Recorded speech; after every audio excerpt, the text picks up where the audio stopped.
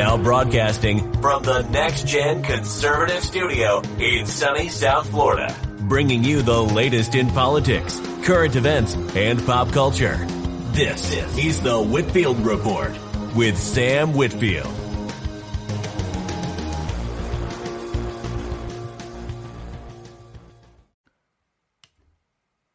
Alrighty there, folks. Good evening and welcome to tonight's edition of the Whitfield Report.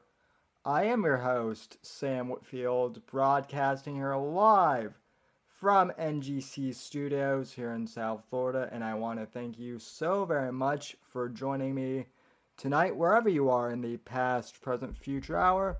Really appreciate you tuning in, especially given that we are starting the show a bit later than usual. I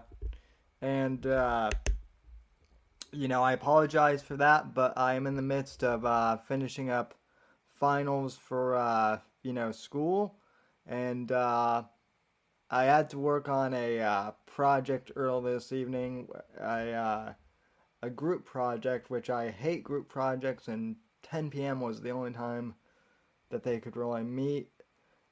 But I am here, so welcome to everyone, and joining me as always is the primordial gamma ooze known as Apex Gamma, and he is joining me. He did a stream just a few minutes ago, which I caught the end of, so thank you for getting the crowd warmed up there, Apex. Really appreciate that.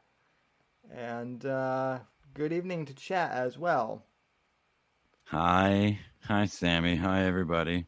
Good evening. No, listen. I did a stupid stream that on a channel you can't find because nobody is going to link it, including Sam, because it doesn't matter. It's not important. It was a cope for me, because I haven't talked to you in a while, man. It's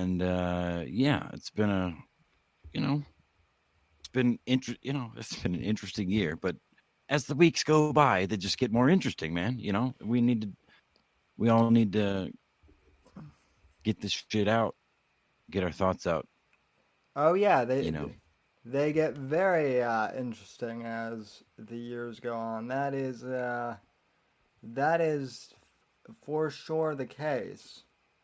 So quick shout out to the chat here. We have Titty Salad. We have Still Not You Friend. Titty.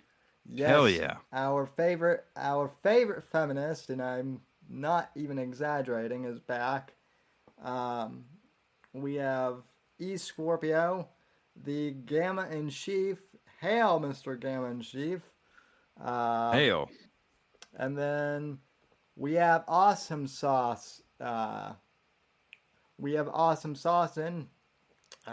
We love our Saucin'. And then we also have Zen Rhino here in chat. So hope you're hey, what up, Zen? So hope you're doing well, Zen. And shout out to Saucin and Bruce City Synth and Fat Cack Boy for being my top donors on Patreon. And if you want to reach out to me on Patreon and sign up for that, you can go to patreon.com/Whitfield Report. Also, streamlabs.com/Whitfield Report if you'd like to donate and send a super chat. And all other links are in the description below and in the podcast. Please give my friend Sam some money. It's worth it. I promise it's worth it. He'll take his shirt off. I will. I will also do album reviews of music that you guys request from me on the Patreon side of things. So I can do that now. In fact, I have two album reviews that I actually filmed last night, and I'll be posting them tomorrow. So look out for that as well. So excellent. Anyway, though, Gamma, what do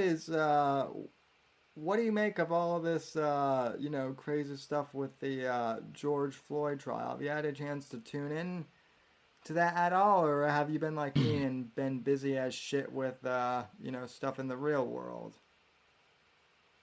Yeah, I want to say, fortunately, I have been exceptionally preoccupied with it's the by far the busiest time of year for the job that I do.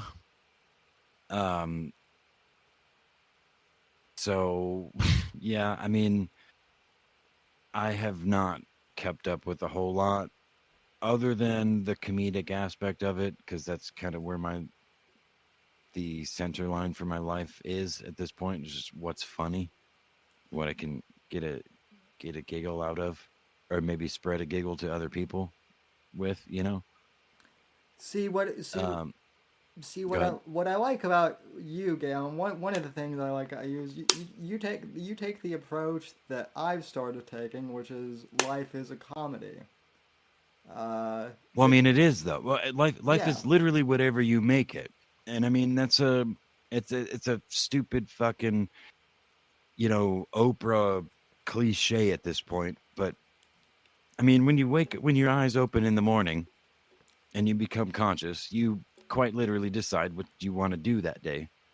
And you won't always succeed, but you can decide how you react to it. Like it's all in your control. So everything, literally, everything is funny if you think about it. And laughter is the best medicine. That's an adage that goes back a long time.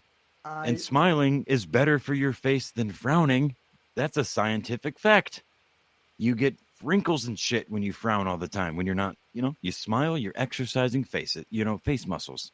So whatever brings that out of you, do it. Who gives a fuck what anybody else thinks? That's the thing. That's the problem that I have is everything is actually funny to me to a degree that it's offensive to most people. So I don't at this point in my life I don't really bother trying to explain the jokes that I perceive or like perceptions joke perceptions of situations that I see because it's lost on people. People are not looking at life that way. They're in their own little bubble. I don't get it. Well, I don't get it. It's not only not funny, but it's just r/whoosh kind of thing. you know But yeah, so you know yeah. I don't want to Go get ahead.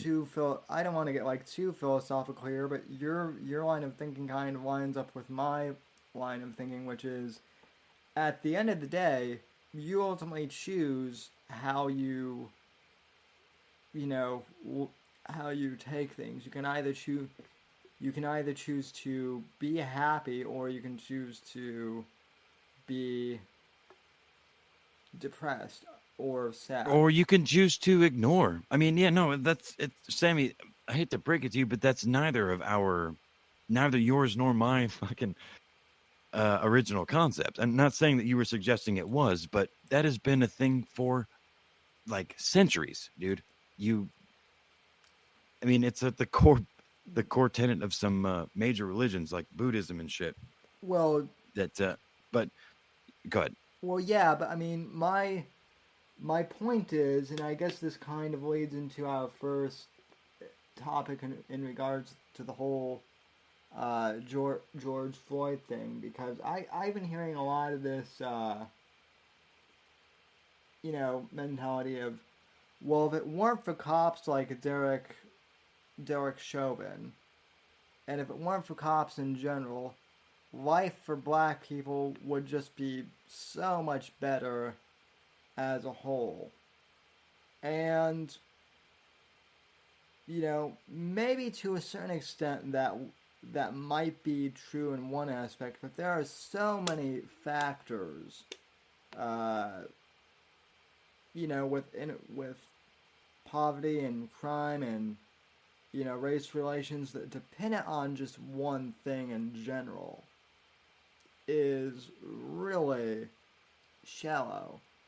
And yet we tend to do that not just with race but with multiple things these days, and I don't know, just it drives me crazy. That's like me saying that, oh, my life would be so much better if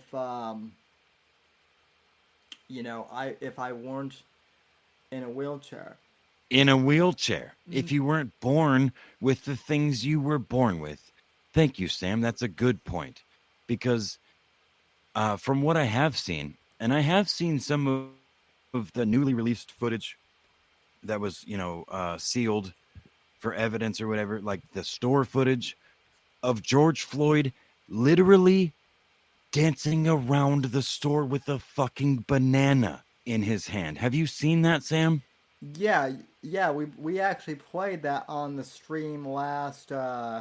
Okay, good. So the audience has seen that. That is, I mean, just encapsulated in itself is funny. I mean, it's funny. But aside from that, with the point that I was trying to get at is the crowd that surrounded the handful of officers that were trying to do their job. Admittedly, yes, I don't like cops. I know a lot of good cops, but I think cops are necessary and they are just trying to do a job. They're probably not properly trained, which is the real problem. But in this scenario, the pressure coming from outside of the person they were trying to detain for doing something illegal. I mean, honestly, dude, I don't think he's going to get off. I don't think he's going to get away with it. I think he's going to get convicted of maybe not, obviously not first degree or even second degree, but manslaughter or third degree murder or something. Because if not, the 2019 riots are going to be a fucking. They're going to pale in comparison, I think. Yeah, and I agree. And my very best friend in the world, who you've met, we were actually talking about that on the phone, and he and I were saying that regardless of whether or not Chauvin, I mean Chauvin's going to get convicted of something. Why? Because we now live in an era where the court of public opinion. It's right. It's a post-truth. Yeah, it's a post-truth society. Like the law and the way it stands, the way this country was founded is gone. Now we're on, well, whoever has the most money makes the opinions, right? I mean, sorry, I didn't mean to cut you off, but I mean, you kind of completed my thought though. I would argue it's not even who makes the most money though. It's who can scream the loudest on Twitter. This is something that I was explaining to my friend, because he asked me, he's like, how did these Twitter spheres become so influential? Like, they're influencing politics now. And I was explaining to him that all these people on Twitter, a lot of them don't have jobs or have something to take, that they're occupied with. So they spend all day on Twitter and on social media getting outraged over things. And then the corporations are using social media metrics to measure shit. So then when these people tweet, the metrics go up and the corporations think, oh, this is the new trend that we need to go after. So they do it, and then the rest of us who are working hard or whatever are we've got our nose to the grindstone. Yeah, we may be on social media, but we're not on all day because we have actual lives to lead. And well, see, now that's the listen. I have to admit that in the last. Well, I mean, I would say at this point it's been a couple of months. I've broken out of my little entry point into the social sphere of the internet, and I have wandered haplessly into some very dangerous places with some very nefarious people. Now, everyone outside of those people that I've met would tell you that. But I have wandered haplessly into these places with these people, quote unquote dangerous people, that are just people. They just don't like liars. They don't like bullshitters. They don't like fakers. They now I've been in I've been in the same internet, metaphorical hot tub or sauna as like just nefarious doxers and whatever else. But Sam, you know full well that I'm not shy. Like, you want to know my first and last name? I'll tell you. Like, I'm not gonna offer it, but if you're that interested, I'll fucking tell. I'm not that shy. I mean, I have nothing to hide. Most people don't, and that's the thing is, but the point was something other than where I'm at now. What was it, Sam? What were we talking about? I mean, the point that I was trying to make is there's so much outrage on both sides, particularly with social media, that it's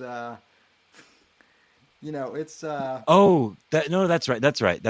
Thank you. That actually helps me. Sorry, I didn't mean to trail off there, but the difference between people that use the internet, because literally almost everyone does at this point use the internet to buy things, to talk to people, whether they're in their family or they're strangers, or they use it for they use it for something, at this point.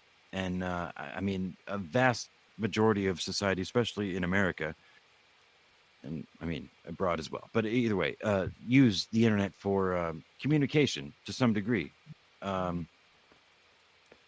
But there are degrees to which communication on the internet seems to be lost on the quote unquote normie, as I would consider myself to be, honestly. But dude, I've done it again, Sam. My phone is blowing the fuck up right in front of my face. I need Keck Boy. Oh, Keck Boy left. Yeah, I do want to thank Fat Cake Boy for the donation, for the $5 donation. Very Keck Boy, get your fucking ass back in here and accept your thanks in person. very Be well, knighted. He'll be back. Probably. Stop letting me talk, man. Go ahead. I did want to play a clip from Johnny Arcade because he has been clipping parts of the trial, and I think I think personally they're worth watching. Johnny's got some really good stuff, so let me pull that up here. And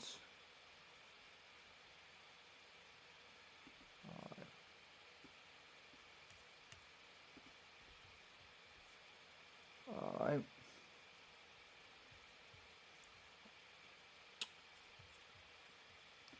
So, one of the first videos that really stuck out to me, and I guess this came out in the trial, is Floyd said that he ate too many drugs. And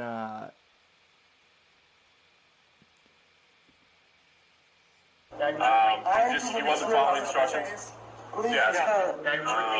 He wasn't following instructions. Yes, across the street, Parks, Washington.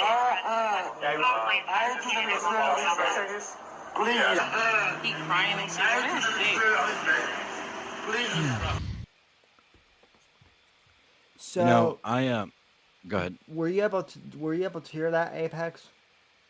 Yeah, I heard you. Yeah. Okay, cool.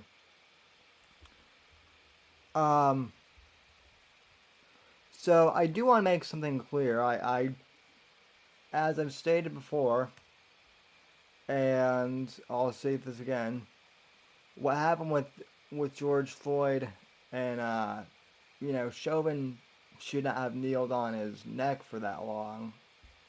Whatsoever. That's inexcusable. I think the fact that we have to say that is kind of dumb, but it's 2021 and we have to. The point being here, though, is fentanyl is becoming a big part of this case, and you know, George Floyd's use of fentanyl and other drugs. And one thing that is interesting to me is Apex. Take a guess. Where does a lot of this fentanyl come from? China. Yep. I think China. Well, from China to Mexico to America, but yeah. So I understand. Same place the bath salt was coming from 10 years ago. So I know that because I bought it from China back then. Sorry, go ahead. So I mean, one of the things that I have been thinking about over the past couple of days, and this may be considered edgy, to some people. I don't really think it's edgy. I think this is pretty, I think this is pretty no shit. But I think one of the big problems here, in addition to police brutality, is the fact that people do get addicted to drugs like fentanyl, right? Listen, hold on, time out, because nobody actually gets addicted to fentanyl. What fentanyl is the medical industry's Captain America of heroin. Like they've through science and medicine have distilled the most destructive and I don't want to say destructive, because for some people that are in crippling pain, it is very useful. But just like Oxycontin, just like fucking Adderall or Ritalin or any other drug before, it is deemed the new way. And what the problem with fentanyl, and you can look up medical charts and you can find visualizations of it, but the amount of fentanyl required to kill an adult human that has been doing opiates for most of their life compared to the amount of raw pure heroin it would take to do the same thing to the body is absurd. Fentanyl is it's a fucking poison, dude. It is what killed my little brother, which, again, I hate to bring it up all the time, but the only reason my little heroin addict brother died is because he did some heroin for the first time after 18 months that was basically just fentanyl. And he died of an acute fentanyl intoxication. So that is not uncommon. He is not unique. That is not a unique story. He is one of millions, I would argue, over the last 18 months in this country alone, where something similar has happened. So, yeah, it's chemical warfare, and it has been going on for well over a decade. And now the audience knows that I don't do drugs either. Although I have done. They've known that. I have smoked weed a couple times, and I had a really bad experience with painkillers once, but that's another story for another time. As Apex gets stoned on stream, let's go. Well, maybe I'll say that for the second hour. I'm sure Scorpio will want to hear this for when he inevitably makes a documentary about me. I don't know, man. I would be more worried about Brew City. Yeah. Well, she'll be clipping this too. Although I do not have a good laugh like Semper does. That's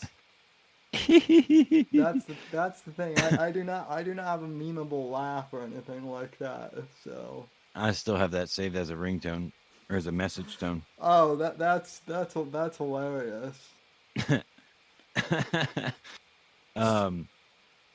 Actually, believe it or not, someone made a someone made an alert tone of me saying, "Okay, guys, so here's the thing." Since I used to say "here's the thing" a lot, someone made an alert tone of that. In my wanderings into the darker side of the A-log and lolcow shit poster side of the especially Discord, I've met more Australians, Sam, which makes me very happy. And there's one Australian in particular who swears he's not a Muslim, but he's Muslim. I His have name is Eli. You've met him. yes. Yes, you have met him. Eli the Muslim Australian. He's a good man. Eli's a good man. But he has inspired me to talk so much more shit on the people that I like, just because just because he's a Muslim Australian. And I fucking love the way they talk, yeah? You know? They do heaps gay sex, they do, you know? Them Aussie Australians, yeah? Yes. Anyways, talk about something else, Sim. Quit, let me talk. Good shit. Well, I feel like what you were gonna say though is that you were gonna talk shit about me or something, right? I feel like that's where that was leading in to.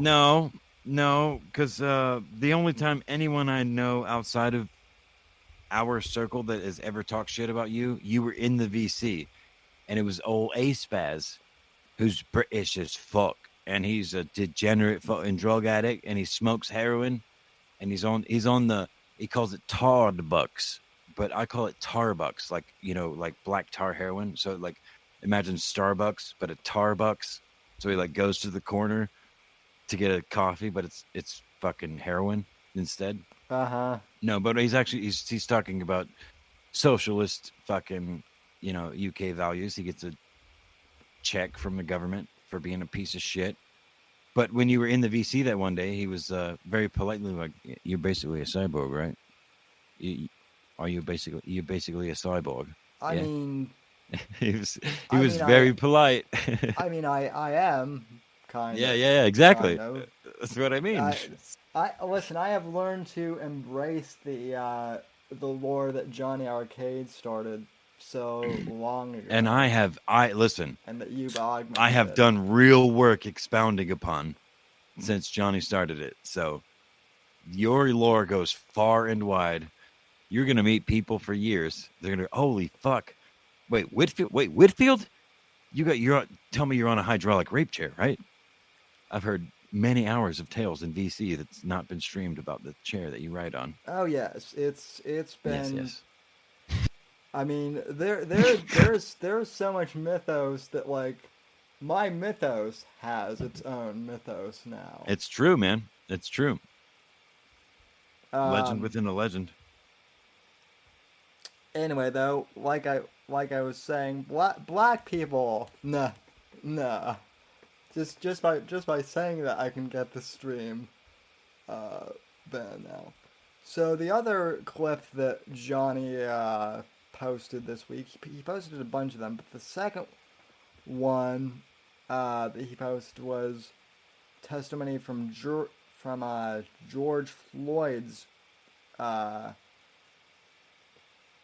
I mean, girlfriend slash partner who is a white woman, Crackhead. feminist Crackhead. looking. Crackhead. Yeah. Yeah, go ahead. Sorry. I didn't even know he had a girlfriend or anything, but apparently he did, and her testimony was pretty interesting. So let me go ahead and play that. There were times when those weren't available, and so you would have to buy different types of pills, right? Unknown sources, so to speak. Yes. Right. And are you familiar with Maurice Hall? Yes. And was Maurice Hall the person that you and Mr. Floyd bought controlled substances from? We had. I'm going to show you a photograph. And just to you'll be the only one who can see it at this time. It's been previously marked as Defense Exhibit 1006. Okay.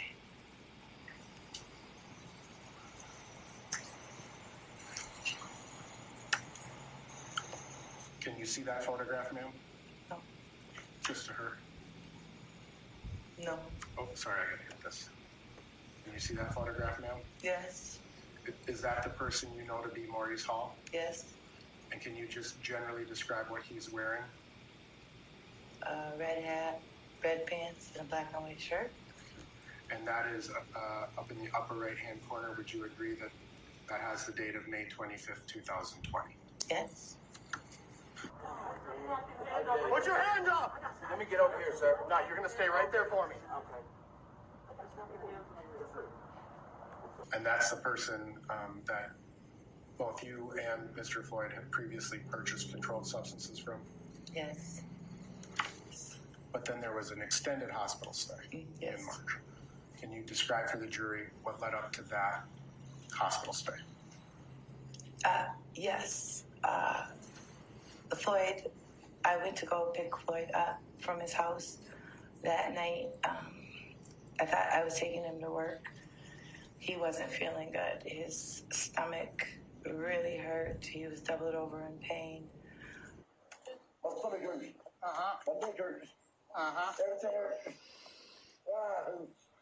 Get some water or something. Please. You later learned that that was due to an overdose? Yes. Overruled. Now, then in March of 2020, you got some pills, right? You remember describing that? Yes. And can you describe what those pills were like? How, like, physically? Physically. Well, they look different to me than a normal pill. They seem like they were thicker. Were they uniform in their size? They weren't. Did they have markings on them? Yes, they did. And you and Mr. Floyd both had those pills? Yes. Agents recovered several pieces of partially dissolved pills. You will learn that these pills were again analyzed, were again shown to be consistent or similar to the pills found on the Mercedes-Benz, in that they contained methamphetamine and traces of fentanyl. Moreover, these pills contained the DNA and saliva of George Floyd. And did you consume some of those pills? I did. Did they have the same effect on you as they did as your other types of opioids you had taken in the past? What was the effect this time? And what was different? Usually, opioid to me is like it's a pain reliever. It's something that is, kind of relaxing, takes your pain away. The pill, that time, it seemed like it was a really strong stimulant. I couldn't sleep all night. I felt very jittery. You felt what? Very jittery. I'm not that kind of guy. I'm not that kind of guy, man. Yo, I'm gonna die here. I'm gonna die, man.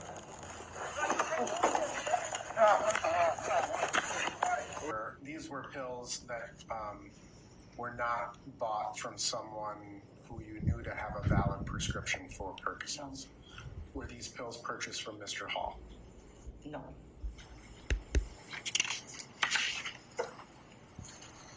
So were these pills before or after Mr. Floyd was hospitalized for his overdose? I don't remember.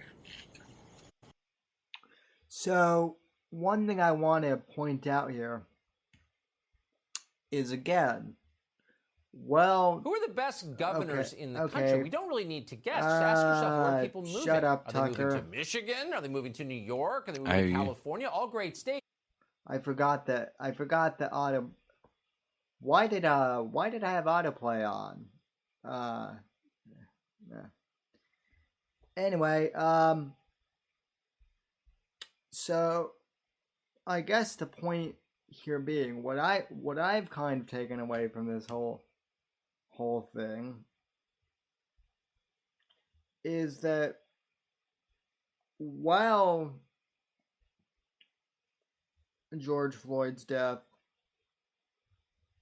was it seems pretty open and closed that it was at the hands of Chauvin. Drugs certainly were a part of this as well, and this definitely was a factor in things as well. Yeah. So, this whole narrative that he was, because the normie narrative, so to speak, seems to be that he was just some guy who was minding his own business, and then a cop knocked him down and decided to kneel on his neck for no reason. Which, again, that's very, normie narrative that's been going on, but it's out there nonetheless. And, do I think what Derek Chauvin did is okay? No. But drugs certainly were at play here.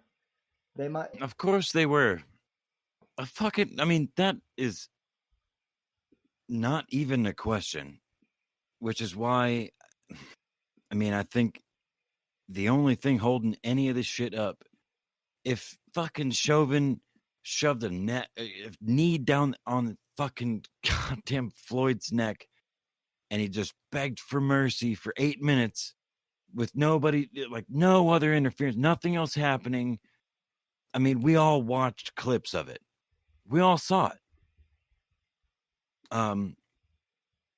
And it wasn't okay. I'm not okay with it. I've never been okay with what I saw. But I also saw snippets and tried to fill in the blanks. Now, there's a couple of other stories that this has happened with that are far more difficult to fill the blanks in. One of them's name is Daniel Shaver. The other we've talked about is Tony Timpa. Now, Tony Timpa is, on paper, is the white man, less stoned, more crazy, literal psycho, or mentally ill equivalent of George Floyd, except they sat on top of this fat fucking dude for 12 or 13 minutes or something, and they laughed about it as he begged for his mom, just like George Floyd did. But most people have never even heard the name Tony Timpa. It's on video. You can go and watch it right now on YouTube. Type in Tony Timpa body cam footage. You'll find it. Daniel Shaver, I'm not sure about that one, but you'll watch. I tried looking for Daniel Shaver and couldn't find anything. Yeah, you'll have to look on like Bitwave or on fucking some Odyssey or something like that. Odyssey or one of them, yeah. But Shaver is that one. That one makes me very. Timpa makes me sad, dude. But Shaver, like, there's a fucking SWAT team at the end of a narrow hallway with a drunk as fuck white boy on his knees trying to comply with these cops yelling, multiple cops yelling shit at him. Get on your knees. Don't touch your fucking pants. Don't, and he come forward with your hands on your head, his pants around his knees, and he's tries to shimmy forward. And as you could imagine, Sam, with your jeans around your knees and your hands above your head, you don't have a whole lot of balance on top of being drunk and probably on drugs. So as he starts to fall forward, He pulls his pants up, and the 3 cops in this narrow fucking hallway unload their assault rifles on this white boy. He's crying. He's fucking begging for mercy. Please, I'm not doing any, like, I'm trying to comply. It's pathetic, dude. You know what? And again, it has nothing to do with the skin color. It only has anything to do with the skin color to the degree that people want to talk about this police brutality shit.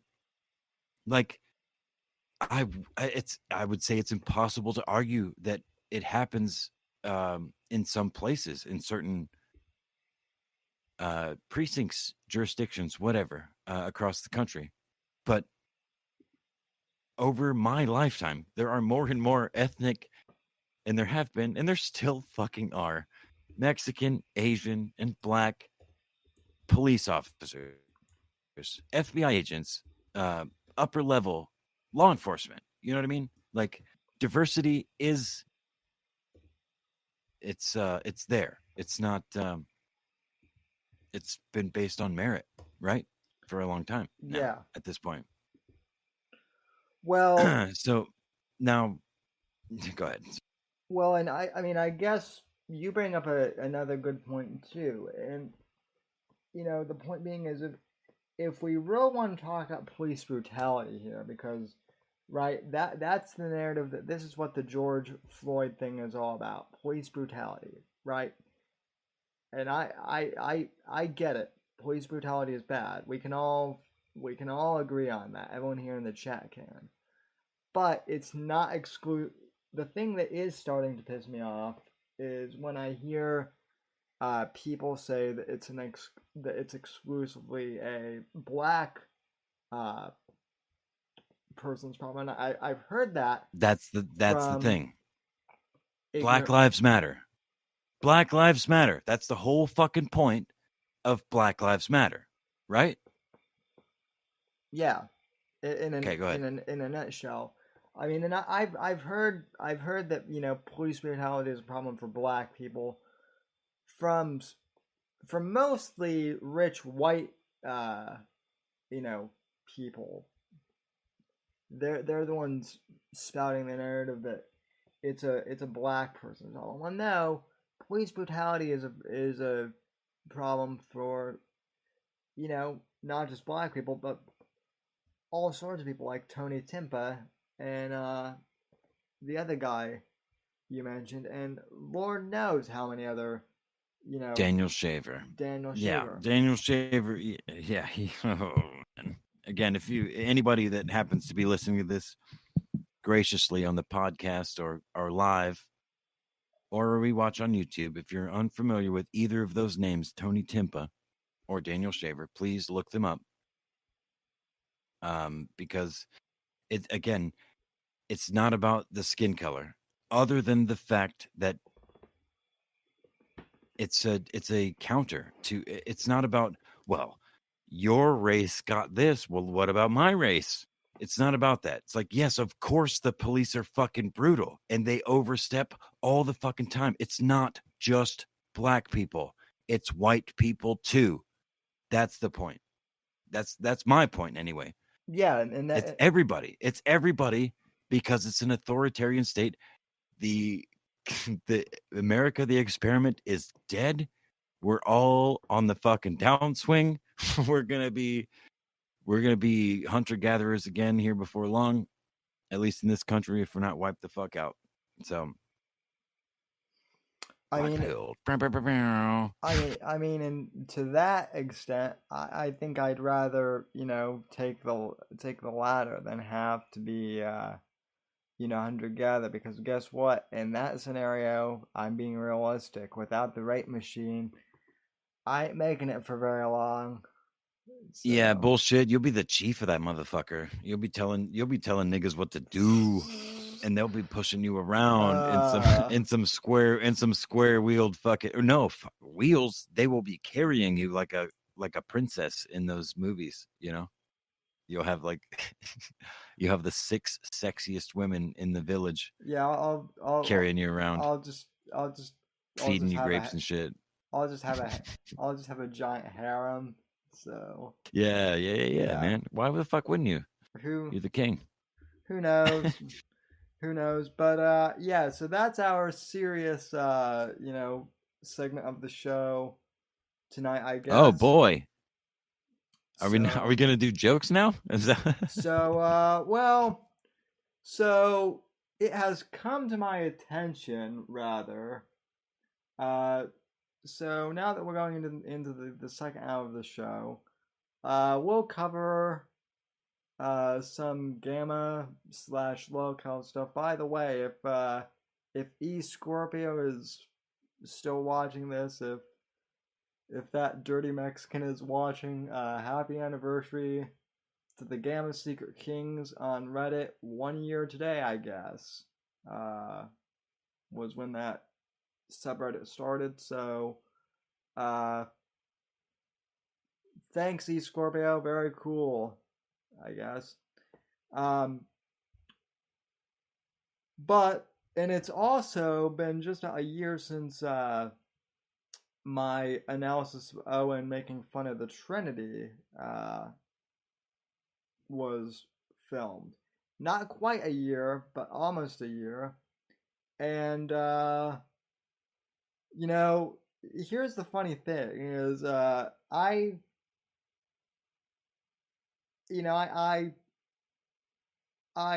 turn on the camera. I do show prep for this stream every weekend. Apex comes on and helps me, which I'm very grateful for.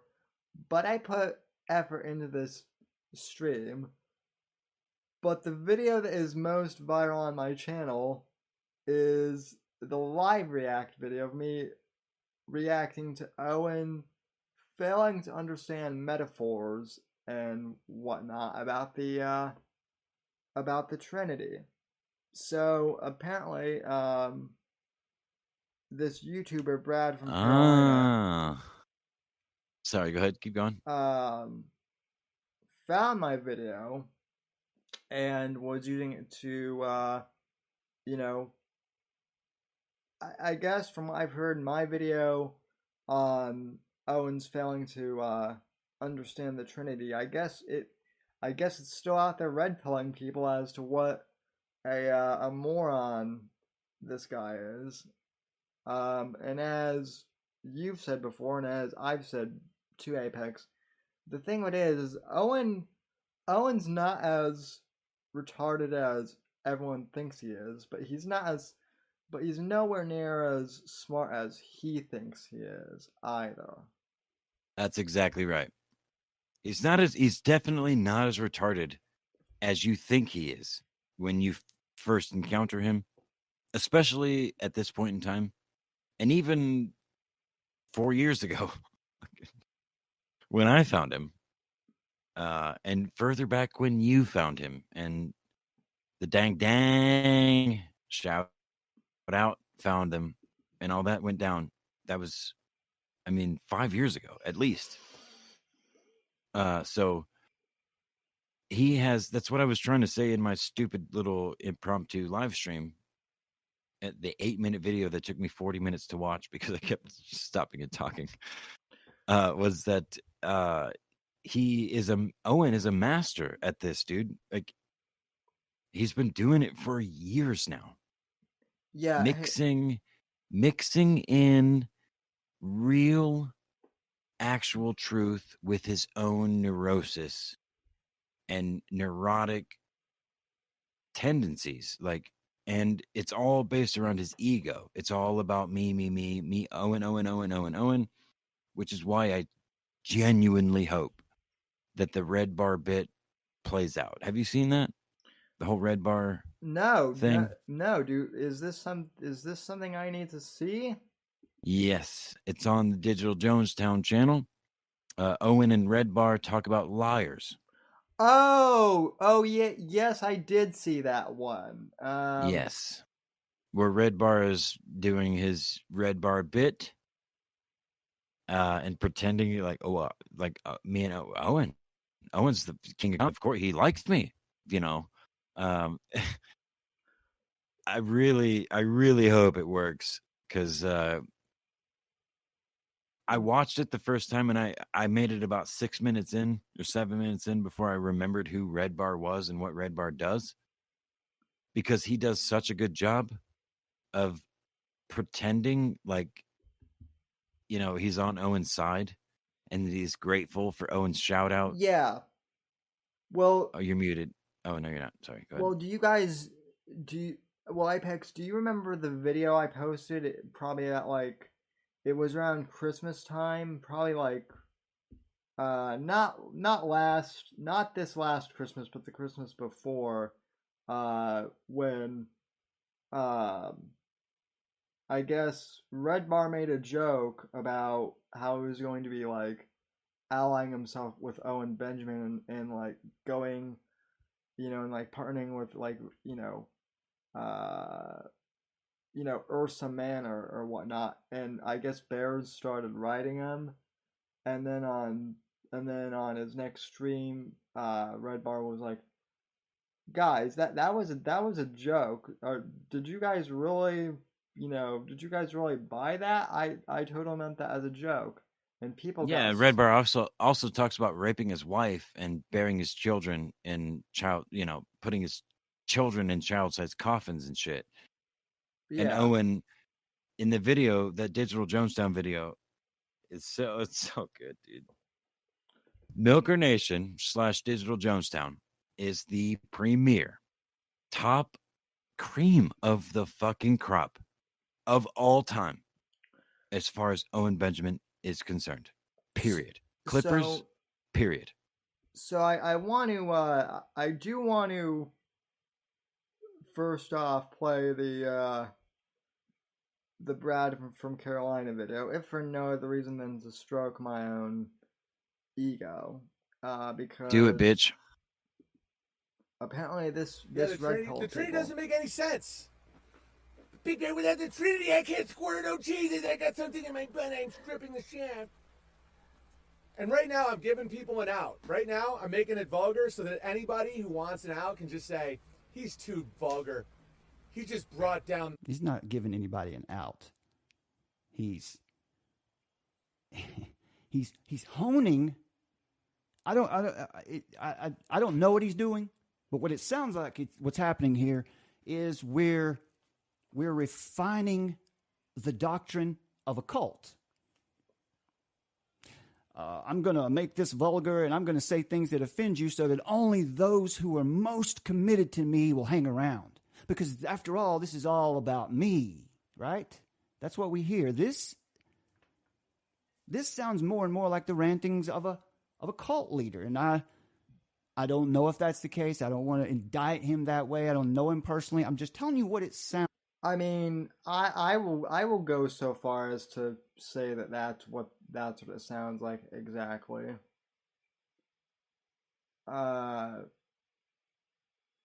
Owen, for all intents and purposes, the dude used to joke about starting a cult before he had. No. He never joked about it. That's the thing. Is in retrospect, well, maybe in the moment it seemed like a joke. Well, yeah. But it's been years now, literal years now, that specifically Johnny Arcade has been pointing out that that's the goal. That has been his goal. It's what his mother groomed him to believe. It's what his mother continues to tell him. It's what he believes himself. He thinks that his sacrifices on Twitter are equivalent to the sacrifices of Jesus. So, well, yeah, you're actually right. So let me rephrase that a bit, because when I joined the fuck. I always hate having to admit this, but when I joined the cult, not knowing that it was a cult, I thought that it was like LinkedIn for, kind of like new conservative voices or whatever, right? That's what a lot of us creative people thought it was. We thought it was like LinkedIn for MAGA people, basically. boy, was I stupid in thinking that. But back then, he would say, we're totally not starting a cult. And so to us, it seemed like it was a joke. But now in retrospect, yeah, I mean that was kind of the plan from the beginning. No, again, I don't think that Owen is that smart.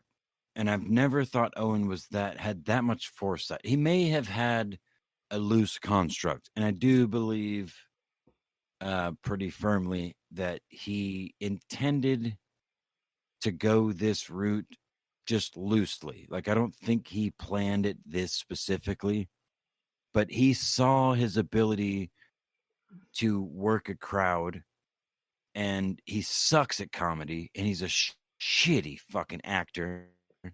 But if he believes, which is all a good actor, I guess. So he's not a shitty actor, but he sucked in movies. He did shitty movies. He sucked in Hollywood. And he used all of the things that us normies could identify with and just crank the fucking shit to 11, you know? Well, let me say this. I don't, at least when it started, I don't think Owen started this whole thing for nefarious purposes. I genuinely think that, like, in his mind when he was starting this, he was doing a good thing. I still think that part of him thinks that, you know, we're gonna change the world, and we're gonna save the children and make it, you know, a better place. But then, you know, ultimately what happened was, you know, he got banned from social media, and he liked the limelight of being banned from, you know, Twitter. So it became more and more about the outrage, because that was what was generating publicity, and that's what it became. It became him spiraling, you know, intentionally, and saying the most outrageous stuff to get more notability. And spiraling upward. Yeah. In a way, it worked. In a weird way, it worked for him. But I don't think. Not even in a weird way. In a very predictable way, I would argue. It worked exactly. I mean, it was, to me, was so obvious years ago what the fuck was going on with this dude, what he was doing, and what his goals were. And I said it. Now, they cannot be found unless someone else fucking downloaded them. But in my original channel that I had like 900 fucking videos over 19 months or whatever, the original Apex Gamma channel, where I said a lot of really stupid shit, but I called a lot of things out way the fuck in advance, just on my little commentaries, laughing, being drunk and stoned in the background there. And all of this seemed so fucking obvious. Again, not just to me. It's not unique to me at all. Johnny, again, is the main, I would give the main credit to for this whole cult thing. But I still have on my Reloaded channel an original from the Apex Gamma channel that Johnny helped me make, the comparison between Owen talking about burning your fields, or you know, salting your wells, and et cetera, you know, don't let the enemy take your ground, burn your shit, and fucking, you know, that sort of thing. And then compared it with some Jim Jones audio, and it works really well. But yeah, that's a Johnny Gamma, Apex Johnny original. Collaboration at its finest. Sounds like. Mm-hmm. So I would have to say those who might be anyway, Owen Benjamin's a faggot, and I cannot wait to see the wheels come off of that fucking train. It's been years, man. We've all speculated for years, but they will come off. I promise you, they will. They'll come off. I'll tell you what will happen. They'll finally come off when he literally runs out of people to e-bag from. I mean, honestly, I think another scenario that I've pictured, observing, not having anything to do with, of course, because I'm a good boy, but Owen just being trolled so hard that he does something illegal, like flagrantly, you know, assaults someone in public for trying to ask him questions that show up at the post office, like Cat, good old Cat, whom we have not talked about on this show, I don't think at all. Queen Bee. We've talked. Oh yeah, we have. We've talked around the Gamma Hug Box portion of the show, but which is a different show on this channel. Yeah. It's a different show on this channel, but it's also a different show on the same podcast feed as well. And there really haven't been any updates there. Either. She's still uploading videos, but no, the point though was like that sort of thing has been predicted for years now, that Owen is, I mean, for all of the things that he says that are true and that are actually valuable, although said maleficently, that's not a real word, that's a Disney movie, although said, maliciously, that's the word, or not intended maliciously, whatever, however, the way he spins shit, again, for years now, to get himself out of trouble, puts the people that listen to him into the murky water. And that's something I witnessed as a viewer of his. I got lured into that murky water as my first real entry into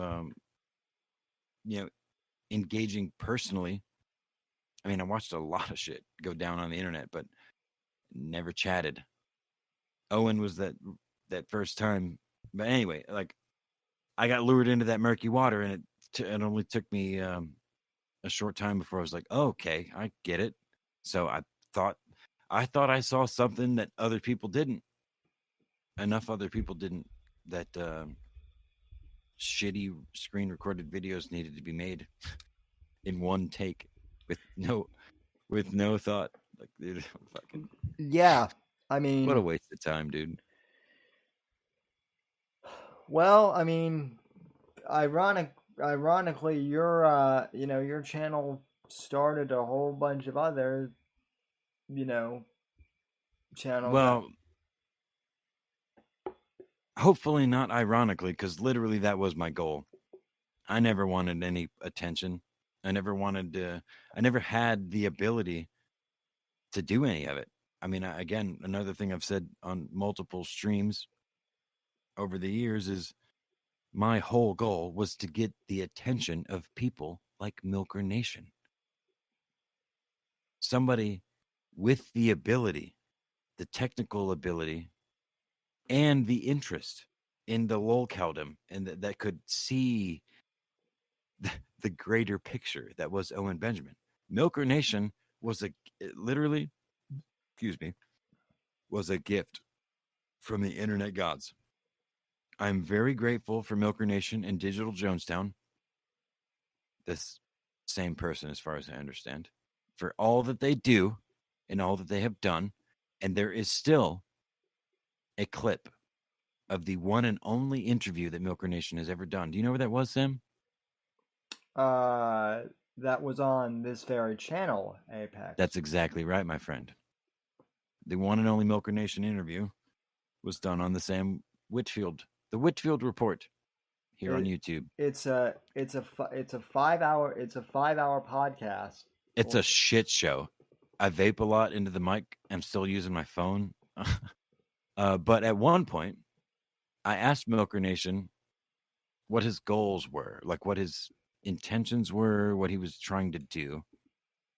And there's a very juicy soundbite of him saying, I want to destroy Owen Benjamin and everything that he stands for. I don't have that soundbite handy, but it exists in the very early portion of that podcast. I'll search for it tomorrow. I'll clip it. Mm-hmm. In fact, it's already clipped. It's already clipped somewhere. I just don't have it personally because I have had 4 different shit computers over the last several months.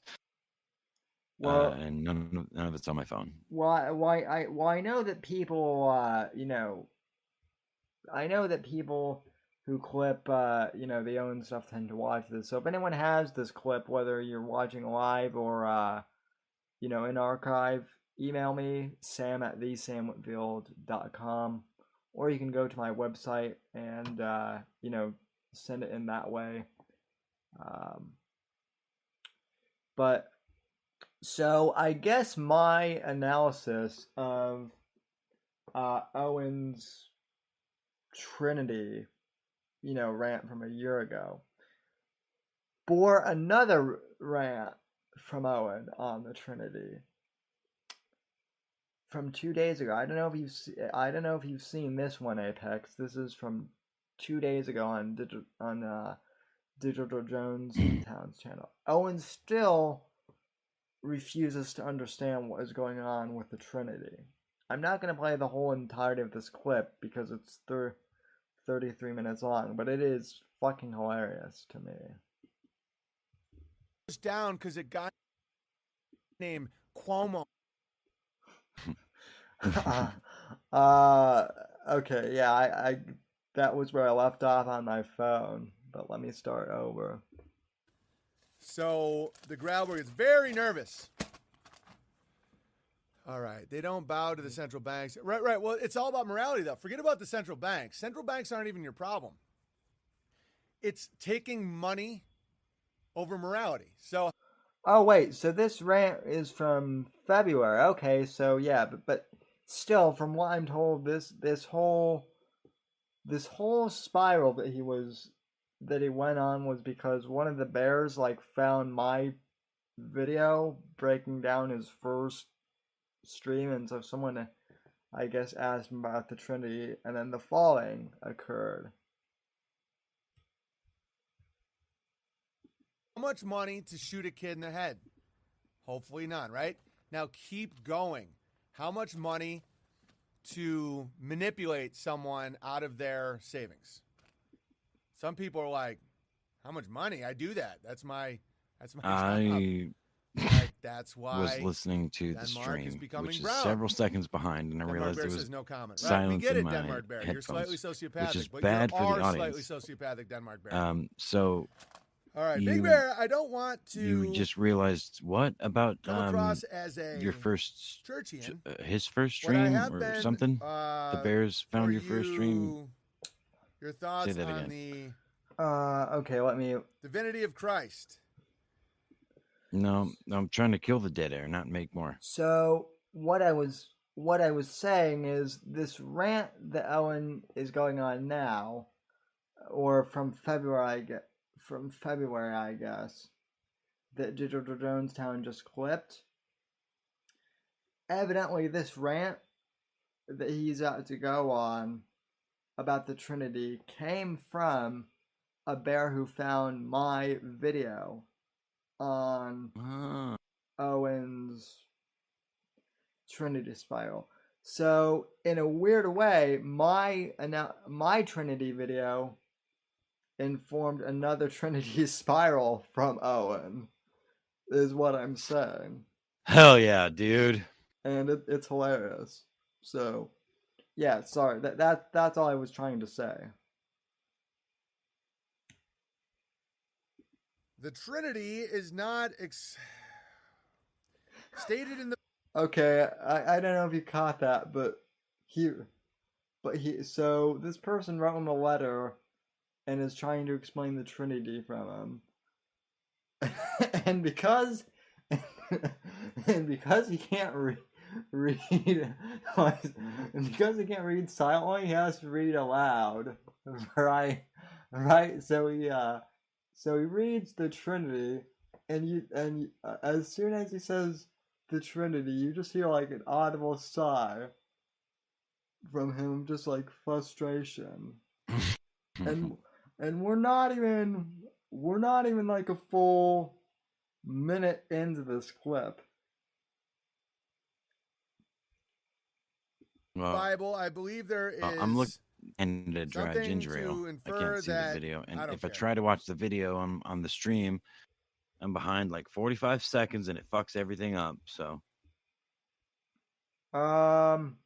just keep going, man. It's fine. It should be in Discord. It should be in Discord.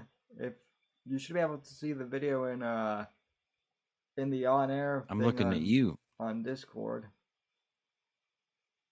Oh. Oh, yep. My bad. I had it in my. Yep. Okay. Go ahead. Okay. Yeah. Now you should be able to see the video. So.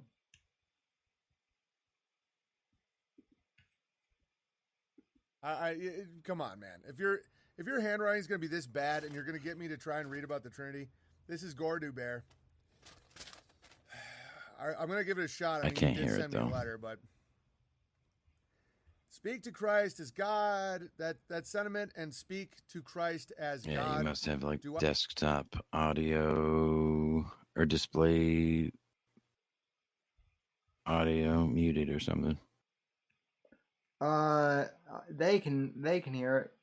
I check. Yeah, go ahead. I know chat can hear it. Go ahead.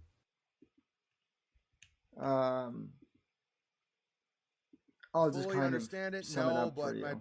I mean, this is the craziest part is people don't even fully understand it, and they condemn me as non-Christian, and then write to all my friends like Vox and E. Michael Jones and everybody to get to put a wedge between me and my friends and coworkers and business partners.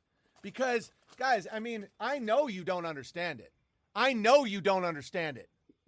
So essentially, he's saying that because he doesn't understand the Trinity, no one else can understand the Trinity. That's the logic he's using here. I don't understand the Trinity, and I know you guys don't understand the Trinity either. So stop tattletelling to Vox and E. Michael Jones or whatever. Because I might not understand the Trinity, but guess what, guys? Neither do you. I'm not reading that. It's just going to get me angry. I shouldn't get angry about it. Thank you for the letter. I'm not going to read it. I mean, I don't fully understand it, but my entire rock is based on it. Okay, well, that's usually called a confidence scheme. There's no reason to do that. What Jesus says is so clear and so beautiful and so saving that why would you be like, okay, I'm going to take apart these things, I'm going to create this thing, and then I'm going to say that that's the main thing. Okay, you go ahead and do that, but I'm not going to write you letters about it. I'm not going to write you long letters like, listen, it really bothers me that you believe this thing. You don't even know what it is. Oh, yeah, Vox gets these letters all the time. Oh, your friend Owen has crossed a line. Tee, I'm the special boy. You think that that's what God wants you to do, guys? You think God wants you to drive a wedge between me and Vox and Unauthorized and all the projects we're doing together and our friendship and our Patreon stuff and the cookbook I'm working on with my wife? Yes, Owen, I specifically do think that that's what God wants me to do. Hence why I am doing it. God specifically told me that he wants me to expose you, right? God told me I'm on a mission. I'm on a mission from God, ladies and gentlemen. He wants me to expose Owen Benjamin as a fraud and a liar. So that is exactly what I'm doing. You are absolutely correct on that, Owen. It's a bit, folks. It's a bit I'm doing. Jeez. Because I don't understand your Trinity. You're not good as a person if you do that. You're a bad person, in my opinion. Okay. And I'm glad that he doesn't care and I don't care. It's a good test of our friendship. But at the same time, it's like, it's such a revealer of all these little snakes. He doesn't believe what we believe. Do you think I'm a bad person? Do you think that my motivations are wrong? Do you think that I'm leading people astray? Really? Yes. Yes, yes, yes, and yes again, Owen. I do think you're a horrible person. I know you're a horrible person. You are leading people astray. You spent 2 years telling your audience that two of my friends tried to kill your kids, and that I was involved in that, conspiracy that never happened. I had members of your audience try and deplatform my podcast from, iTunes, Spotify, everywhere else, YouTube. Well, you were still claiming to be Mr. Free Speech at that point. So yeah, I do think you're a horrible person. Oh, and you've done so many horrible things. You're not a murderer. You're not a rapist. Although I've heard, you might be actually. Allegedly I've heard stories about that. But yeah, long story short, you're not a good person and you do lead people astray. So yes, I do think you're a bad person. Then leave. Go away. Go start your own thing. Boy, I had my own thing before you had your. I was doing this shit long before you were a thing, before you were in the public sphere. I was doing this podcast before you were even in the fucking. Well, actually, shit. While he was still fucking sucking his friends' dicks and smacking their asses at faggot parties in Hollywood. I fucking right. I fucking. You know what I just realized? I started this stream. I started podcasting the same year the fucking House Bunny came out. There you go. And that's why they say faith not works. Thousands of babies have been born. I forgot I had something breakfast here I was going to share with you guys tonight. Go ahead, Sam. So this is Apex's new bit, is to eat on stream. Yeah. So I love you, you fucking stoner. I fucking hate everything. So, but I love you too, buddy. Feel the strength Go ahead. and the lack of fear because they've watched this stream. Thousands. What have you done? Nothing, obviously, except bring shame and horror and all this nonsense into others' heads. Nothing. Not works. Thousands of babies have been born because people feel the strength and the lack of fear because they've watched this stream. Okay, so this is another thing that Owen goes on and on about. Guys, thousands of babies have been born because of my live stream. Yeah. Yeah, right. Yeah, right. Oh, now if that's not narcissism, I don't know what fucking is, right? This is another thing I've noticed too. Like people have started calling Owen out on his narcissism, and it really bothers him. And now he spends like most of his streams saying, I'm not a narcissist," and shit. But when he says stuff like this, like thousands of babies have been born because of me, in my stream, what are the conclusion is there to draw other than, absolute narcissism?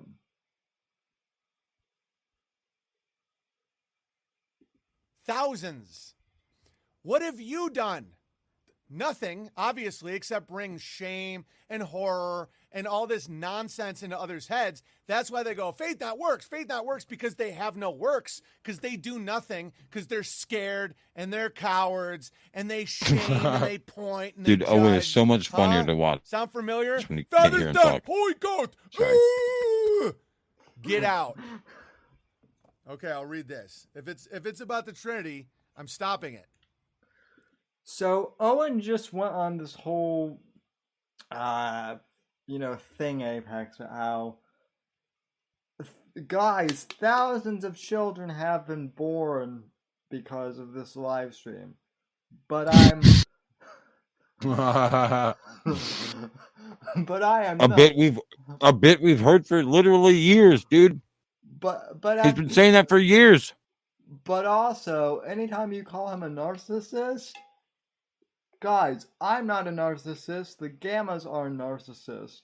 Like the whole narcissism comment, it really fucking bothers him. There are very few great things that I've done in my life, what I would consider like prescient. And adopting the Gamma moniker ahead of the curve is probably the greatest achievement that I've ever done. As pathetic as that, especially on the internet, it's certainly not the greatest achievement that I've ever done. But on the internet, the most just ahead of I don't do any research. I don't do any of the legwork. Those fucking faggots on Reddit that I love very much. That the GSK in particular, and all the other Gammas. Shout out to the Mexican. Yeah, shout out to the Apex Mexican. Well, anyway, so yeah, I'm gonna spit crack. Yeah, I'm gonna spit crack crumbs all over my mic and keyboard while I finish the sentence. Yeah, Gamma's just a coverall, dude. It's like Nazis. You know what I mean? At this point, Nazis is just all the bad guys. You know what I mean?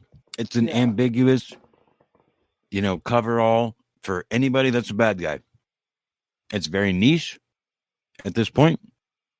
Well, not so much at this point, or less at this point than it was years ago when I came up with it. Or when I adopted it, rather. I mean, you were brilliant to adopt it in my mind. And well, I just took Gamma as Predator because Apex Predator. Anybody that's going after somebody that is an obvious liar, fake bullshit, full of, you hunt the weak in nature.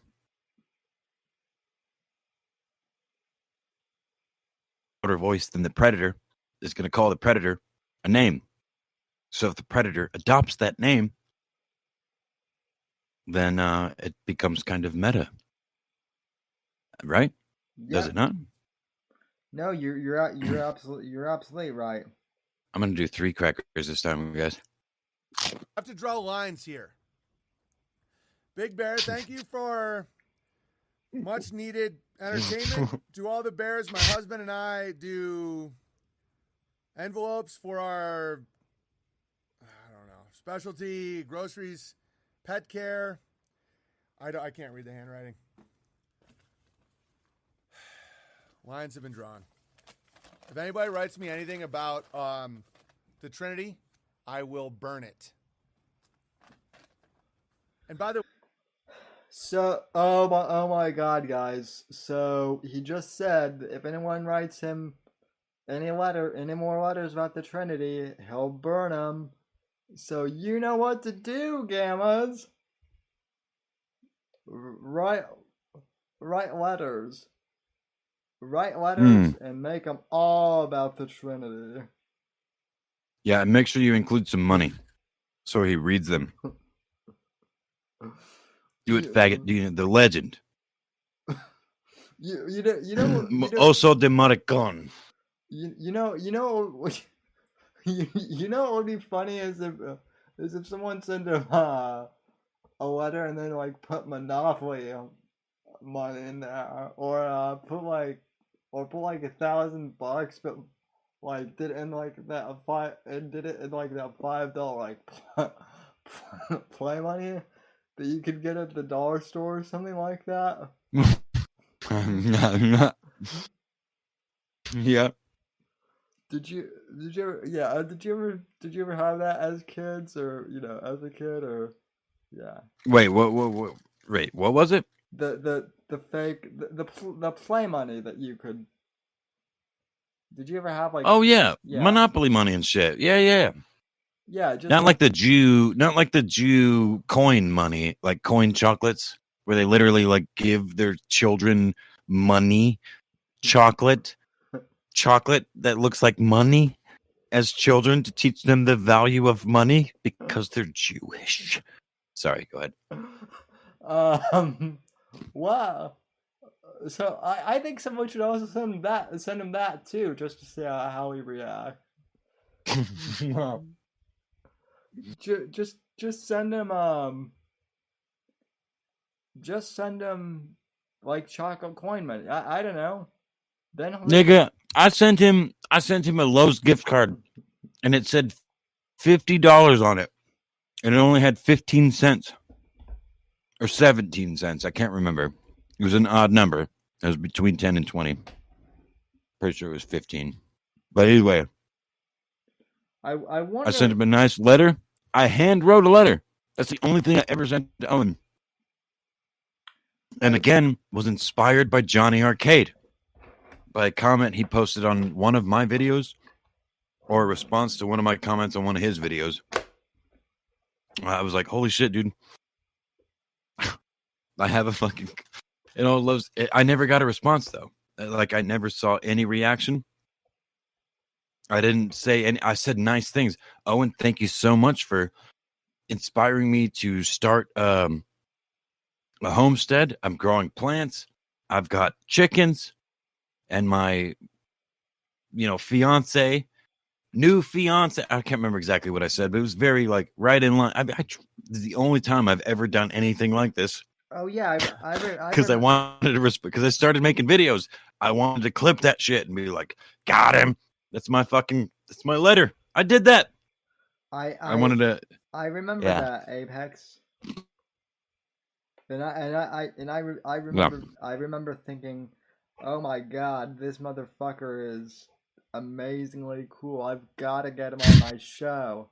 No. And this fucking piece of shit is gonna chew fucking crackers on the fucking PC and be a fucking retard and get real drunk all the time and say nothing that means anything.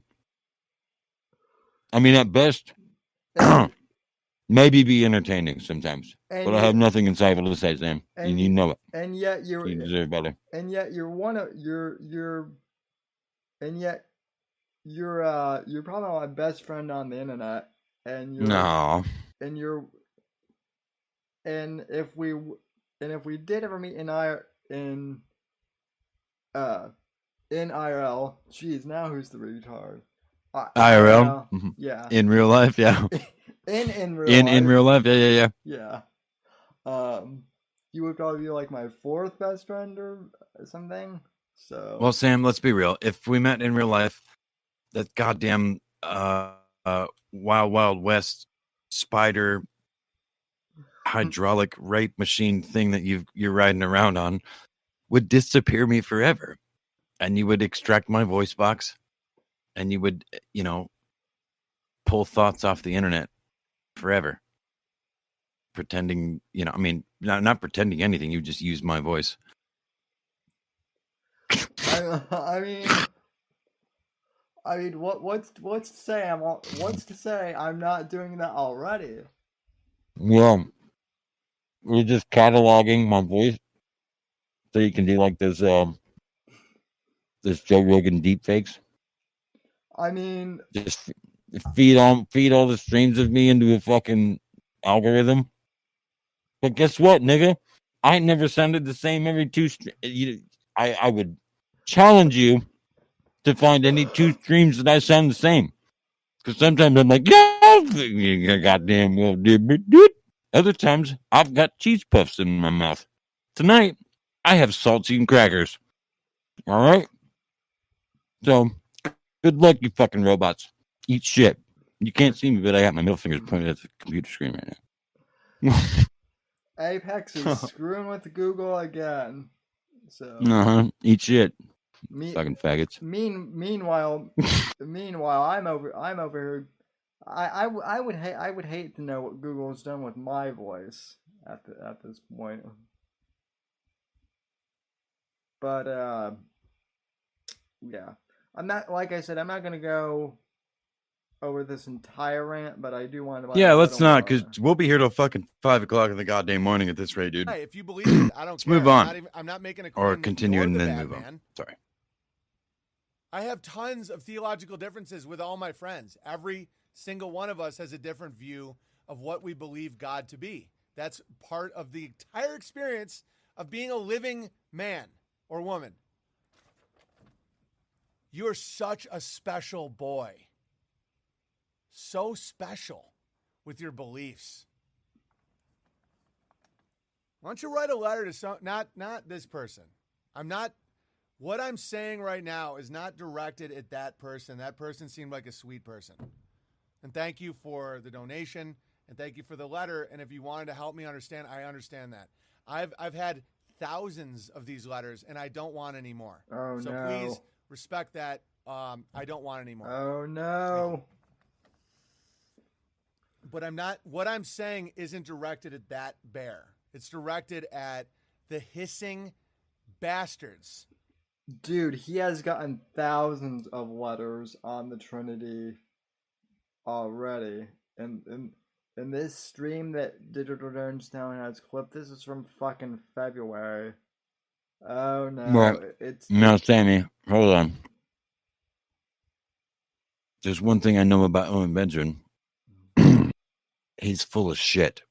So he's probably gotten, I could see a couple hundred, 200 or 300. Maybe. Yeah. All on the Trinity there. All on the Trinity though. No. I would argue excuse me. Ooh, the crackers are betraying me. Kind of like how the Jews betrayed Jesus, huh? Goddamn crackers. Betraying the dark man. We was kings and shit, my nigga. What were we saying before you threw me off just now? No, it was the cracker. The cracker choked me. Kind of like how Derek Chauvin choked. Too soon? No, because oh shit, 3 crackers is too much to talk with. There was a time, and I mean a couple of months last year, that for the Hoax Wars podcast on DLive, apparently as a joke, it started as a joke and then it seemed to be serious, turned out to be just a joke.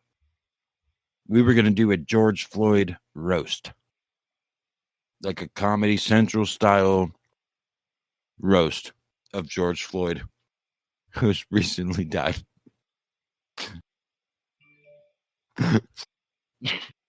And one of the most prominent like thread of jokes that I came up with was, that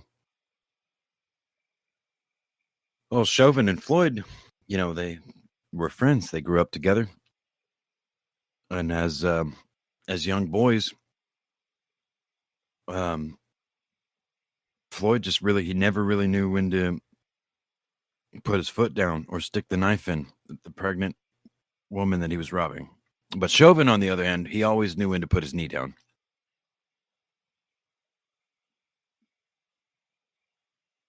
That's as far as I got. It never went live. That's the only time I've ever told that. That's actually a pretty good. That's actually a pretty good thing.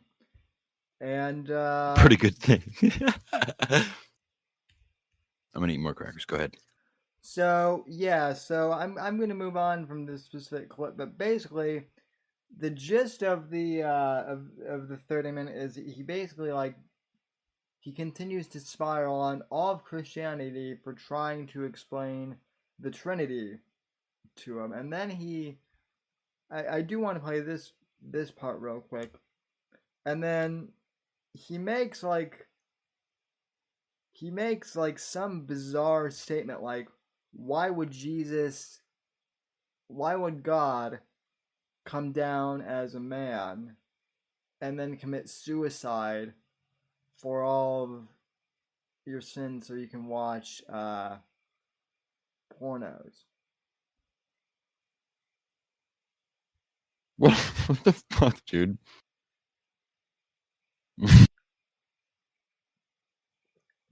It all goes back to gay porn for this guy. Strange, isn't it? He also thinks that it's all that gay porn his dad looked at on his roommate's computer back in the day. Am I right? Sure. Mm-hmm. Sure. It was dad. It was his dad. Sure. All right. You moving on, or what are we doing? We've been what are we pushing? We're over 90 minutes. So One Step Too Far sent me an Owen clip that he just DM'd me, so I am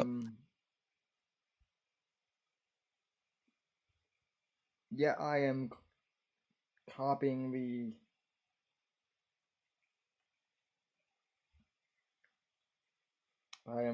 the link, and I shall play it. So this is from One Step Too Far. I have not seen this yet, so we're doing this one live.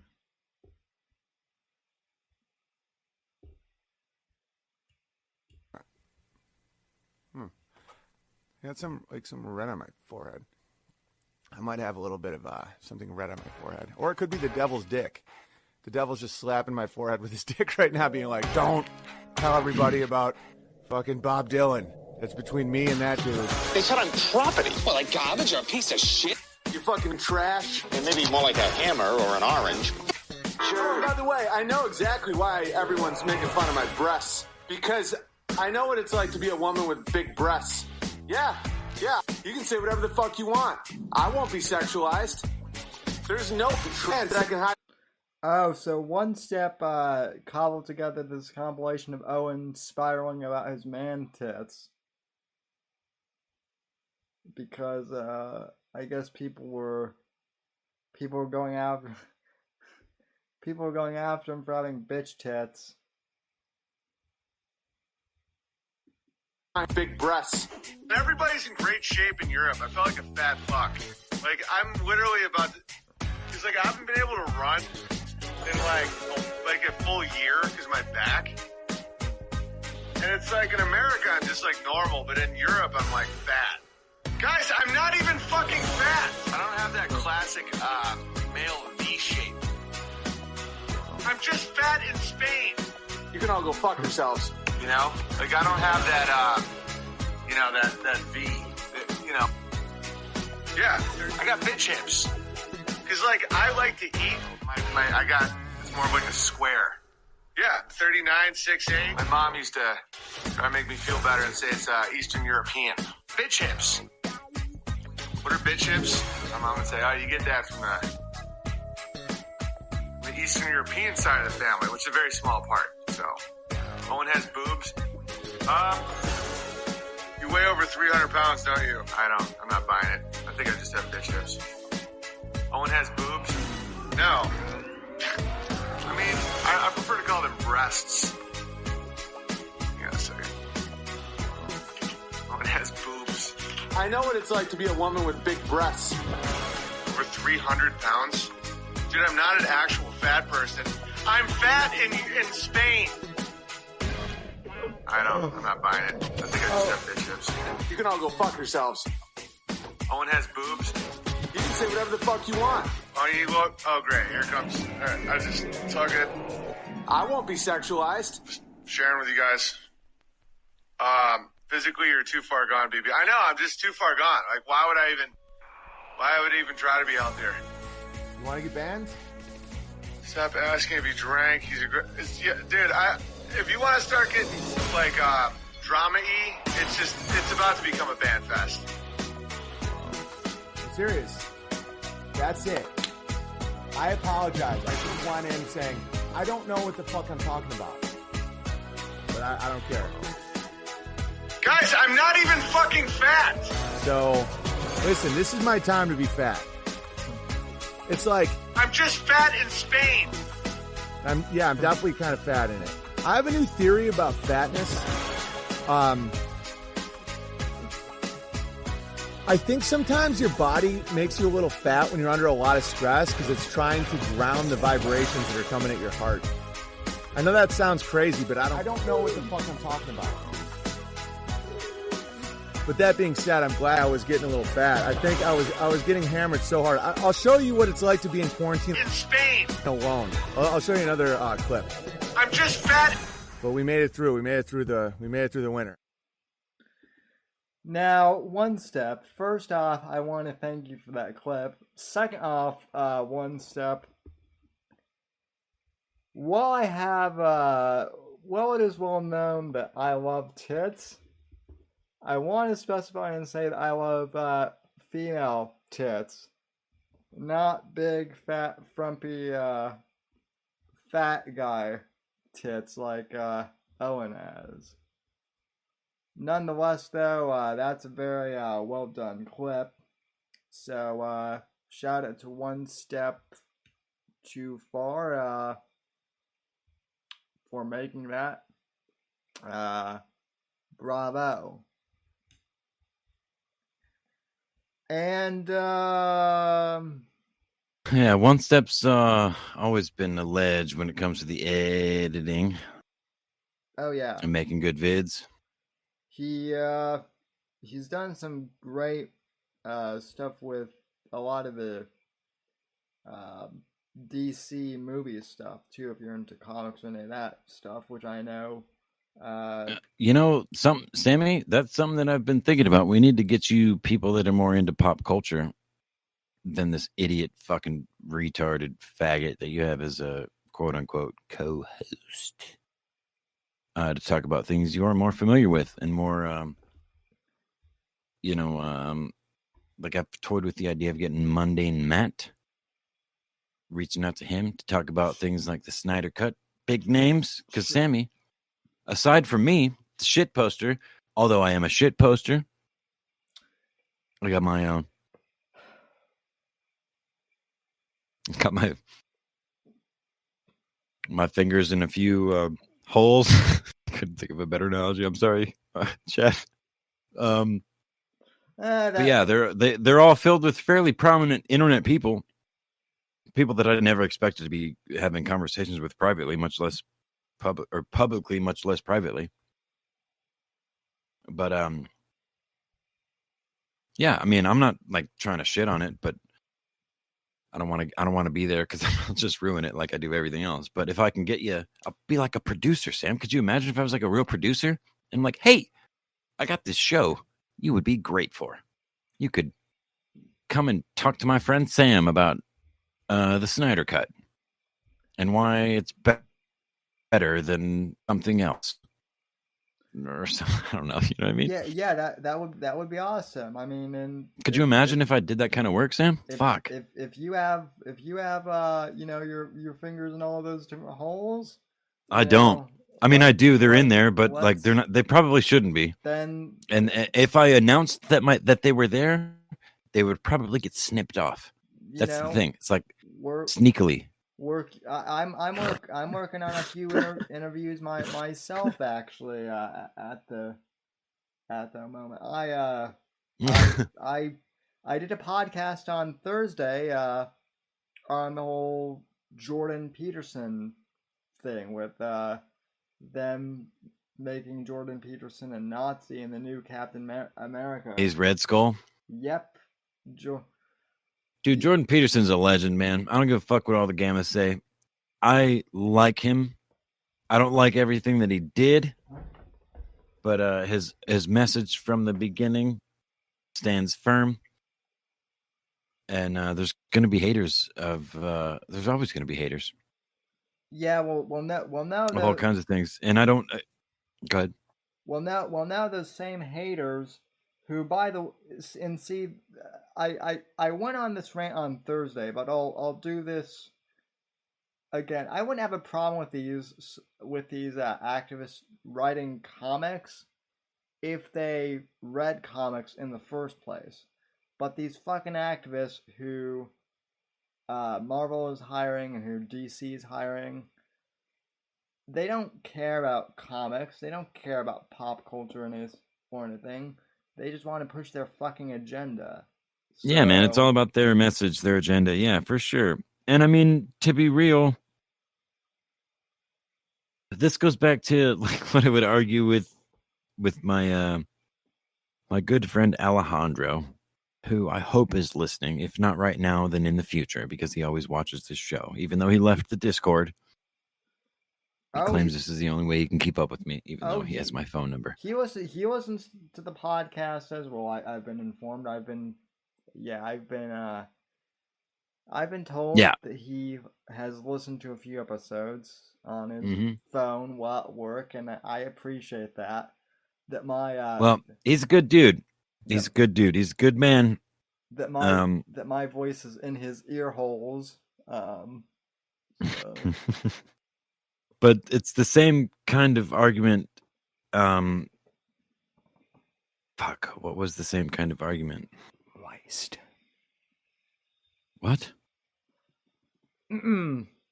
Moist. I said moist. Oh, moist. Sounded like a different person. Nice job, Sam. That's for Alejandro when he has me in his ear holes. Oh, fuck. There was a point, though, about the way the arguments would go with him in relation to something you just said. What were you just saying? I was just saying something like how I wouldn't mind I wouldn't mind it so much if these social justice warriors actually read comic books, but they don't. They don't give a shit about any of this. Okay, yeah. So, okay, yeah. That again, once again, thank you, Sammy. Kind of brings me back to at least what I think I was trying to say in the first place, which was that, like, the popular culture, not just popular cult, like, not just mainstream.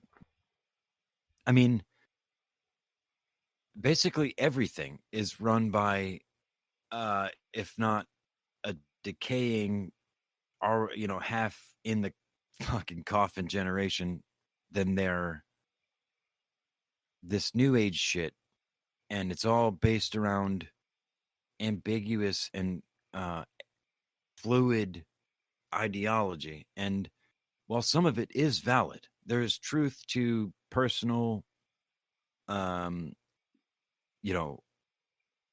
ideologies and stuff. Like, you don't You don't have to align with a group.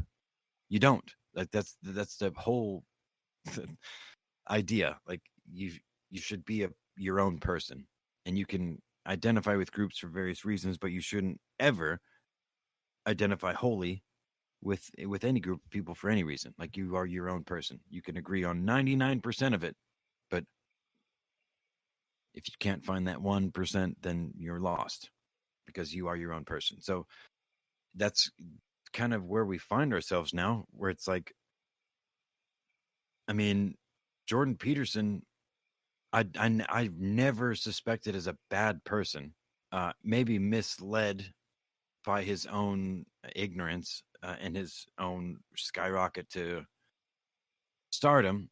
But the things that he gets made fun of for, the things like crying and shit, they seem genuine as fuck to me. And all the times that I've seen them, it doesn't make it cool necessarily, or it is definitely funny, but it doesn't mean that behind it there's not value to it. And the whole Jordan Peterson grifter arc, I've never co-signed because I don't believe that. I don't believe that he set out to grift anybody. I thought from my perspective, he got he went headlong into a place he wasn't prepared for, and then allied with people that he never should have allied with, i.e. Owen's old, whatever talent agency that was. Yeah. CNA, which blew him out of the fucking water. And, that's when he started doing meet and greets for $200 a pop to shake his fucking hand and listen to him say the shit you've heard him say on the internet over and over again. And that's when he got fucking, wife got sick and he dove into barbiturates and shit. So, yeah, I mean, look, I'm not making excuses for him or anybody else, but just from my perspective, I've never gotten the same vibes from him that I ever got from Owen Benjamin. That's for sure. Yeah, no, go ahead. In regards to Jordan Peterson, I mean, I haven't read his books, and I think I think what he says is, pretty good. I think sometimes what he says is a little weird, but maybe that's just because he's Canadian. But my whole thing with Peterson is, to me, it seems like he, and I know this is kind of a poor metaphor, but this is the best one I can think of, is he kind of reminds me of Kurt Cobain a little bit, in the sense that, Kurt Cobain, when Nirvana became like super famous, they couldn't handle it, or at least Kurt couldn't, and he got really overwhelmed with all the fame, and then started to get addicted to drugs and do weird things. So Jordan's got a gun. Dun, dun, dun, dun. So, well, hopefully he doesn't. But yeah, that kind of popped in my head when I thought of that. So, but yeah, they just lots of people, when they get overnight fame, they can't handle it. Well, dude, who the fuck could?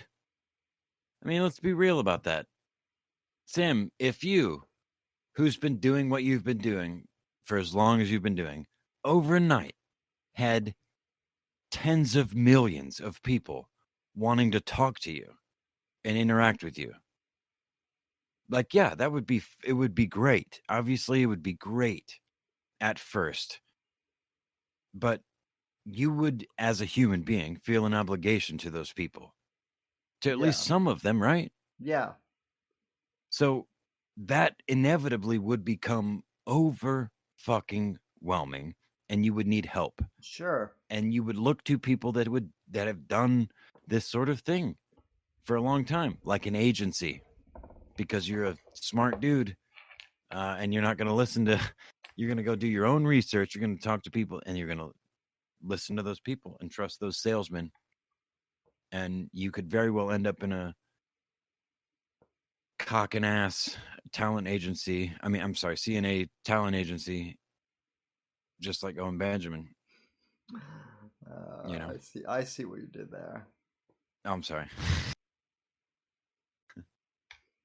Nah, I mean, that's the penultimate question. I've actually been asked this question before. Like, if I did get famous, would I be the same person as I am today?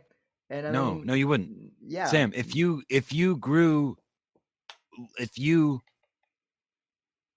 got an injection that made you fully non-cerebral palsy and able to walk, and fully, your body is fully functional as it should be, as the rest of you.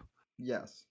You would not be the same person. If you lost, in your current state, if you lost the function of one of your arms entirely, I would not be. You would not be the same person. Fundamentally you would, but the further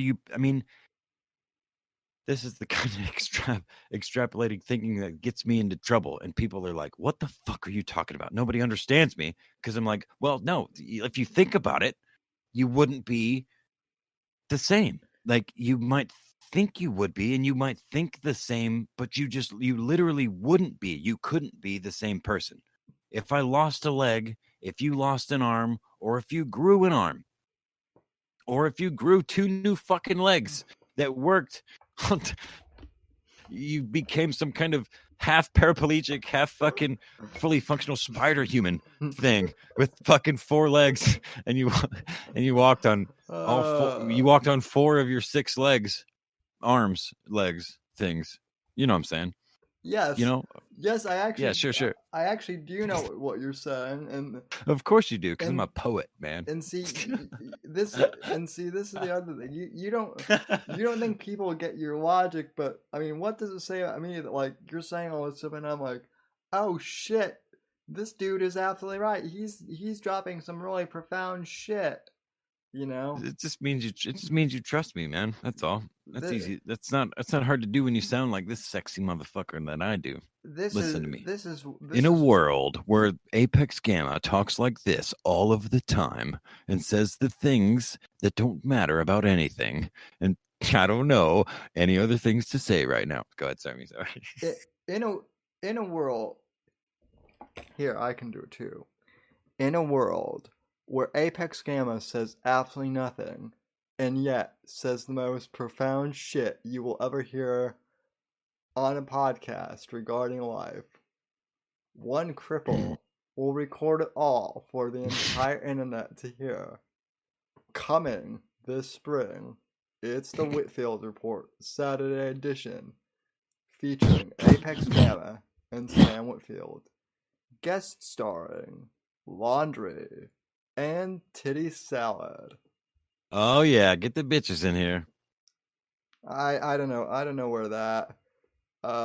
Titty Salad did say in Discord, because I titled the stream "Will America Burn This Summer?" and she wrote "America will burn this summer from New York to Florida." Oh, she's all for that, dude.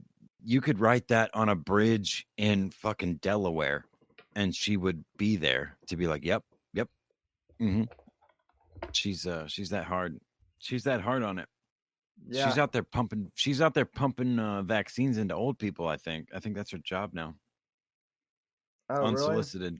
Really? Mm-hmm. No, well, I don't know. I'm just kidding. Well, I mean, she can stick me anytime. So wait. I've got a vaccine for you, Titty. Why don't you come over here and I'll stick you? That's what she should have said, Sam. Sorry, not to kill your joke. Yeah, there you go. So she's probably lurking in chat or bullshit. She's out there fucking pumping poison into old people. I just told you. It's her job now. I don't know. I'm just literally just kidding. I miss Titty Salad though. I love Titty Salad. I miss Titty Salad too. I also miss Little Miss Laundry, aka What Sandwich. Yeah, she's a beast, but she's meek. And you know what? She and her family are in the process of opening a restaurant. So she is very busy as of late, as far as I understand. Not to like throw her under the bus. I don't think that's really throwing her under the bus, but yeah, they're opening a restaurant, so she's a big part of that. So she's got a lot of things to do. And I wish her the best. So as do I. If she were any closer, I'd be that framed fucking dollar bill. Dollar number one, nigga. Yep. From an internet faggot. Oh gosh, can you imagine if Owen started like a restaurant? I don't know why that thought just popped into my head, but it did. And like, well, I could imagine that. I could also imagine it shutting down in 6 months. By the time all of the inspections came around, because that's usually about the time it takes for all of the. I mean, you've got initial inspections, which you can lie about. You can pay people off, and you can pay people off beyond that too. Yeah. What kind of restaurant do you think it would be, Sam? A goat cheese and an ass fucking men restaurant? Yes. It would be gay Cracker Barrel, which I know is crack ass barrel. Crack ass barrel. Oh fuck! What? Yeah, that needs to be a thing. Yeah, he would start a restaurant. Cracker ass barrel. And it's like the logo is like a white boy leaned over a barrel with like just a whip, like in motion, whipping that fucking little meaty white boy ass. Maybe it's a black hand, just for brevity's sake, not brevity. That's brevity, shortitude. Oh, it might be. It might be Eric Nimmer that's coming back. Who knows? Ah, no, that would be a child's black hand. I'm talking like a grown man, like a grown black man whipping a grown white boy over a barrel, cracker ass barrel. Come get your wings, nigga. That would be that would be the commercial. See, folks. And the show, Sam. We have been on the air for over 2 hours. Yep. We got to kill it. End it. We'll do another one soon. But I can't be on the air anymore. Yeah, no, I will do something very stupid. Neither can I. But see, that's how we end the show. We ended the show with a couple of laughs and whatnot. So it's a crack ass barrel, nigga. Get your ass in here and get some wings. Get you some honey cornbread, nigga. Get up in here, dog. We'll have people making parodies of that soon. But at any rate, folks, I want to thank you all very much for tuning in to the Whitfield Report, and thank you all for the comments, and thanks to Fat Cackboy for the super chat once again.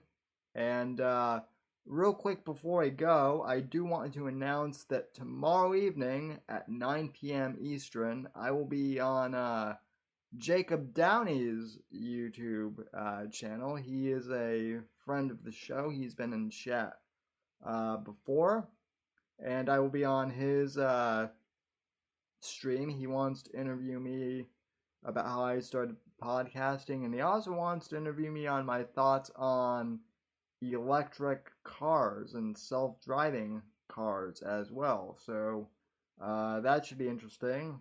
In a world where Sam goes onto a podcast and pretends he doesn't have the most advanced electric vehicle that has ever been seen on the planet of Earth, and then he pretends to not do other things. Shit. Sorry. You guys suck. I hate all of you. Don't follow me. Don't look for me. Sammy, you're great. Chat, kill yourselves in Minecraft and then kill me. But kill me first. Kill me first in Minecraft. I love you guys. Good night. And that'll do it, folks. From all of us here at NGC Studios, have a good night. God bless. God save this great nation. God, freedom, legacy in that order, and I will see you on the next episode of the Whitfield Report.